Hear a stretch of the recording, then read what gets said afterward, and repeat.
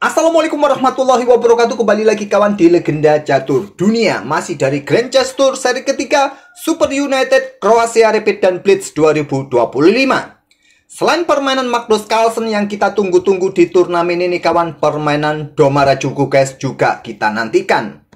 Performa Domaraju Gukes di hari pertama mendapatkan 2 kali kemenangan kawan. Sempat kalah pada game pembuka oleh Jan-Christoph Duda, kemudian Domaraju Gukes mengalahkan Alireza Firoza dan mengalahkan Praggnanandhaa. Domaraju Gukes akan berjumpa dengan Magnus Carlsen kawan pada babak ke-6 di hari kedua nanti malam. Kita tunggu aksi keduanya. Yang kita tunggu-tunggu juga adalah apakah ada momen gebrak meja lagi kawan.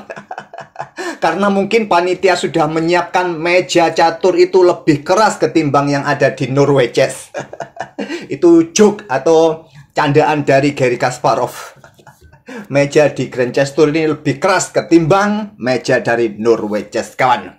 Nah, permainan Domaraju Gukes yang akan kita ulas ini kawan saat berjumpa dengan Praggnanandhaa, teman sejawat. Bisa dikatakan juga Gukes ini junior dari Praggnanandhaa ya. Selisih 1 tahun usianya kalau nggak salah kawan. Tetapi sekarang Praggnanandhaa ini menduduki posisi ranking keempat dunia. Setelah kemarin lusa ya, video ini mengeluarkan list daftar pemain-pemain bulan Juli ini kawan. Ya, Magnus ini sudah nggak ada lawan ya. Masih menempati posisi ranking pertama sejak tahun 2009. Ya, kalau admin nggak salah, sejak tahun 2009 Magnus ini menjadi pecatur nomor 1 dunia. Baru tahun 2013 dia menjadi juara dunia klasik. Hikaru Nakamura di posisi kedua kawan, masih punya 2807 elo rating klasiknya Hikaru Nakamura. Fabi di posisi ketiga dengan 2784, diikuti Praggnanandhaa 2779. Menjadikan Praggnanandhaa sekarang menjadi pecatur nomor 1 India. Menggeser posisi Arjun kawan yang sempat menikmati posisi itu beberapa bulan yang lalu. Gukes sebagai juara dunia klasik menempati posisi ke-6 dengan 2776 dengan elo yang sama dengan Arjun Erigaisi. Nah, Gukes ini menjadi pecatur nomor 3 India saat ini. Ya, nggak jauh beda dengan Arjun ya. Ya, apa ya perbedaannya? Mungkin 0 komanya ya mungkin ya yang jadi beda antara Arjun dan Gukes ini. Nah, pertarungan 2 pecatur muda India ini, anak didiknya siapa? Viswanathan Anand inilah yang akan kita ulas kawan. Dan yang perlu kalian ketahui juga rekor pertemuan keduanya. Dalam permainan klasik, Domaraju Gukes bisa dikatakan sedikit unggul atas Ramesbabu Praggnanandhaa. Mereka sudah 14 kali bertemu dalam permainan klasik. Domaraju Gukes menang 3 kali, 2 kali kalah, dan 9 kali remis. Begitu juga dalam permainan cepat, Gukes sedikit unggul atas Ramesbabu Praggnanandhaa. Sebelum mereka berjumpa di Croatia Rapid dan Blitz ini kawan, Gukes unggul 1 game atas Ramesbabu Praggnanandhaa dengan 8 kali menang dan 6 kali kalah. Itulah rekor pertemuan antara Domaraju Gukes versus Ramesbabu Praggnanandhaa. Mungkin kalian penasaran ya, Bang, kenapa gunakan chess.com? Untuk apa Bang? Ya, sejak memulai buat channel ini dulu ya, admin ini selalu pakai chess.com kawan untuk mencari game-game jadul. Ya, ini salah satu database game catur yang paling lengkap menurut admin dan paling mudah untuk mencari game-game, terutama game-game jadul ya. Bagi kawan-kawan yang ingin memulai karir sebagai konten kreator catur, ya bisa gunakan database chess.com ini untuk mencari game-game jadul. Sangat lengkap, sangat mudah penggunaannya. Tinggal kalian ya search saja di sini. Kalau kalian ingin cari permainan siapa, anggap contoh kalian cari permainan Tal, ya klik saja atau ketik saja nama Tal di situ. Ya, lengkap sudah permainan Mikhail Tal ada di sini kawan. Biodatanya juga ada di sini ya. Pembukaan-pembukaan yang disukai oleh pemain-pemain sudah lengkap juga di sini kawan. Bisa kalian pakai chess, maksud saya chessgame.com. Oke, permainan Domaraju Gukes versus Praggnanandhaa. Game ketiga hari pertama, kuda F3 ready opening, pion D5. Sama pembukaan dengan permainan Magnus Carlsen versus Wesley So, tapi di sini Praggnanandhaa tidak bermain dengan ready gambit, tapi King's Indian attack, pion G3. Jadi gajah G4, variasi keres, gajah G2, pion C6. Yang paling banyak dengan kuda D7 kawan. Tujuannya apa? Ya, tentu bisa jadi dukungan nanti pion E5. Oleh karena itu, putih biasanya langsung bermain dengan pion J4. Kalau ini sekarang diambil, kalian juga bisa bermain dengan kuda A3 seperti tadi yang saya tunjukkan di gamenya Magnus ya. Tapi kebanyakan tidak ambil, jadi pion E6 saja. Lanjut dengan pion C pukul pion D5, ambil balik. Kemudian setelah rokade, kuda G6, pion D3, gajah C5, kuda C3 menyerang pion, pion C6, menteri B3 menyerang pion. Bisa kalian blokade dengan gajah B3. Tetap sembari untuk mengawasi peta F2 ya. Kalau menteri putih mencoba menjegal raja supaya nggak bisa rokade, tempatkan lagi gajah C5 ancam menteri. Kalau riwa-riwi ke sini ya turuti saja sampai kucing kalian beranak kawan dan permainan remis. Pion C6 saja dipilih oleh Domara Jukukes. Pion H3, gajah H5, kemudian baru pion D4. Lanjut Pragnananda mendapatkan center, pion E6, piramida yang sering kita lihat di permainan semi-Slav. Dalam permainan Slav juga ada, sering juga dimainkan dengan formasi seperti ini saat gajahnya sudah keluar ke peta F5 biasanya ya. Rokade pilihan dari Pragnananda di langkah ke-6-nya, kuda F6, baru sekarang pion J4. Kalau diambil oleh hitam seperti ini, nanti putih akan membalas dengan langkah kudanya ke E5 untuk awasi peta C6 ya. Agar pion B5 tidak didorong oleh hitam untuk support pion C4. Jadi dengan gajah, kuda menyerang peta C6. Ditahan saja biasanya. Gajah E7 dari Domara Jukukes, kuda C3, rokade, kemudian kuda E5, lanjut Pragnananda, kuda BD7 menantang pertukaran, dan pion G4. Gajah G6, caplok. Cop. Kuda caplok gajah G6. Ambil balik menggunakan pion H. Dan sekarang menteri naik ke D3. Lanjut Pragnananda aktif. Berikan tempat buat benteng. Gajah mungkin akan dipersiapkan keluar ke peta G5 ataupun peta F4. Dan di langkah berikutnya, Prak akan selesai tahap pembukaannya. Nah, gajah D6 atau mungkin dengan benteng E8, pion D pukul pion J4 ini juga bagus bisa dipilih oleh hitam. Gajah D6 saja bagus dari Domara Jukukes. Ada benteng D1, benteng E8 sekarang untuk persiapan pertarungan kawan peta E5. Setelah itu gajah G5.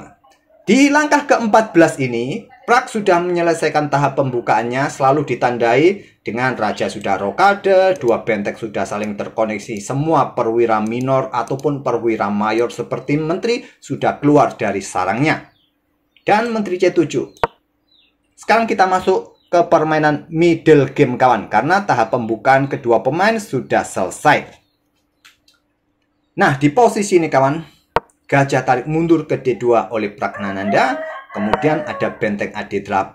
Engine menyarankan di posisi ini pion G5 bagus untuk mencoba mengusir kuda kawan. Ataupun juga benteng AC1 ini bagus. Memilih pion C5. Taktik yang sering kita lakukan, ganggu gajah, ganggu lajur B kawan. Berharap gajah ini tarik mundur, tapi tidak, gajah meluncur ke H2 cek.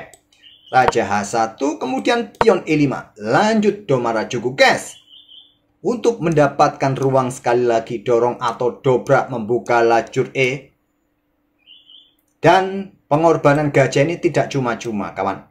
Karena konsekuensinya seperti ini. Kalau raja ambil gajah H2, pion ini tidak didorong maju ke E4. Discover check dan ganggu menteri. Karena menteri putih bisa geser untuk blokade skak. Dan menteri ini aman. Hitam tidak punya kompensasi apapun dari pengorbanan gajah tadi. Jadi pion ini hanya pukul pion D4 discover check. Gantinya kuda C3. Tapi Prak memilih dengan pion E3. Langkah bagus, mungkin berikan ruang juga buat kudanya nanti. Support juga peta D4. Kuda F8, persiapan manuver. Ada kuda E2. Yang bagus dengan pion B4 menurut engine kawan. Atau benteng B1 terlebih dahulu. Atau mungkin dengan pion A4 terlebih dahulu. Coba counter lewat sisi menteri. Tapi Prak memilih dengan langkah kuda E2, kuda E6. Masih pion B4, salah satu opsi terkuatnya. Nanti mungkin pion E pukul pion D4. Prak terlebih dahulu perkuat peta D4 kawan. Nah, pion E pukul pion D4 atau dorong saja maju pion ke E4 ini juga kuat. Memilih permainan terbuka, Domara Jukukes dengan pion E pukul pion D4, gajah yang ambil balik untuk support pion C5 kawan. Kemudian ada gajah E5. Ya. Pion B4 support petak C5 sekarang. Ada pion A5, caplok atau jual beli di sini kawan, ini bagus petak D4. Oke, dengan pion A5, pion A3, ada benteng A8, Raja G1 membuat langkah menunggu kawan. Kuda D7, lanjut Domara Jukukes. Ada menteri C3 sekarang untuk support di sini ya, atau support di sini ya, support di sini. Oleh karena itu sekarang kuda caplok gajah D4. Ambil balik dengan kuda.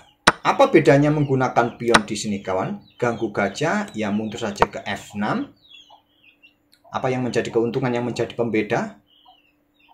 Hampir nggak terlihat ya. Oke, dengan kuda saja. Tapi masalahnya kuda kan juga nggak bisa bergerak sementara waktu. Harus berhati-hati. Gajah F6 berikan tempat juga buat kuda nanti ke depan. Buka juga diagonal ini buat menteri. Juga buka lajur E. Benteng AB1. Kuda E5 sekarang siap menempati pos petak C4 kawan. Nah, pion B5. Ada kuda C4. Di sini pion A4 untuk support petak B5. Kemudian benteng AC8 dan menteri D3. Ini langkah yang apa ya? Mungkin bagi kita nggak terlihat beberapa saat. Tapi ini tidak akurat mount engine. Yang akurat langsung saja jual beli petak C6 kawan. Karena setelah menteri D3 ini ada menteri E7 kawan. Mengincar pion. Kalian tidak bisa backup pion ini lagi dengan kuda. Karena jika backup maka terbuka diagonal gelap memberikan dukungan buat kuda B2 kawan. Itu yang menjadi pembeda saat menteri ini bergerak di ruang terang yang sama dengan benteng ini. Jadi pion ini jatuh. Terlebih dahulu dengan pion B pukul pion C6, pion B ambil balik pion C6, benteng DC1, opsi yang lain gajah ke F1. Menurut engine lebih kuat. Oke, dengan benteng DC1, menteri ambil pion C5. Domara Jukukes unggul 1 pion dan kontrol waktunya pun juga masih bagus. Masih punya 10 menit. Pragnananda tersisa 1 menit 34 detik dan di posisi ini dia berpikir kurang lebih 1 menit kawan memutuskan untuk melakukan pengorbanan. Blunder ternyata. Kuda caplok pion C6. Apa langkah terbaiknya menurut engine di posisi ini?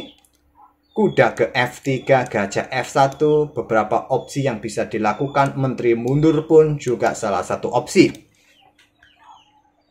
Pengorbanan. Mungkin kontrol waktu 1 menit untuk berpikir ini kurang kawan buat Pragnananda. Diterima juga. Menteri yang ambil kuda C6 kawan. Harapannya seperti ini. Bisa mendapatkan ganti. Menusuk menteri. Cuma juga ya. Balasannya adalah kuda E5, saling ancam menteri.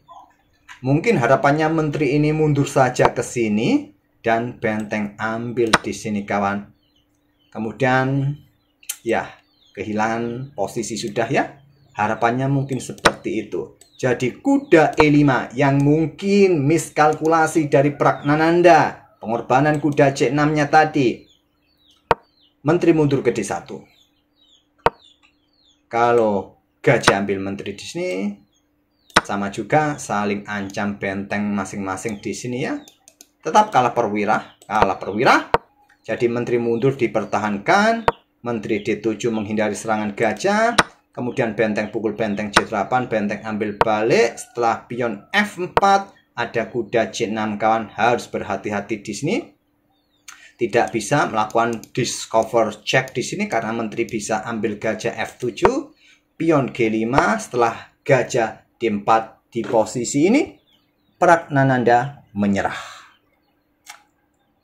Karena posisi gajah ini ya dalam posisi terancam, kalau dia selamatkan maka gajah ambil pion E3 tempo. Ya mungkin bisa jadi seperti ini, cek di sini menteri ambil balik. Percuma ya. Sudah kalah perwira akibat pengorbanan. Atau yang lain kawan, sikap kuda di sini. Ya cek ya tempo ya, baru ambil di sini. Udah nggak perlu kita otak-atik kawan. Nah itulah permainan Domara Juku Cash, juara dunia bertemu dengan nomor 1 India Pragnanandha. Semoga bisa menghibur dan bisa jadi informasi kalian kawan, dan kita akan bertemu di video-video berikutnya. Terima kasih. Wassalamualaikum warahmatullahi wabarakatuh.